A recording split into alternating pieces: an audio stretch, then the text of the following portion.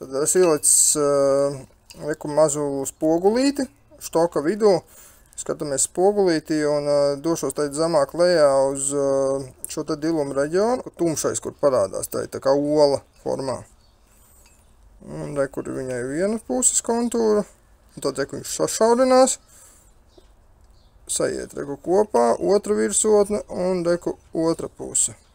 Hop, un atkal reku esam izlīduši ārā. Šitais ir tieši pretī apakšējam tiltiņam. Tas ir izdilums anodējumā, kura dēļ turpmāk eļas mūžs ir faktiski grandiozi samazināts. Tad precīzi motors stundās nevar pateikt, bet šajā vietā tātad bukse strādā tieši uz alumīniju, nevis uz anodējumu. Izveidoši šī vieta pastiprināt dilst, diluma materiālu oksidē eļu, kas viņu padara melnu un daudz ātrāk nolieto.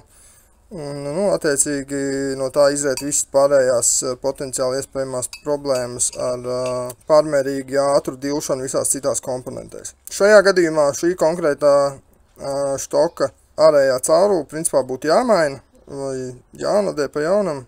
Tālūk. Tā kā ļoti piesakojam tam, kādā veidā pievelkam savus apakšējos tiltiņus.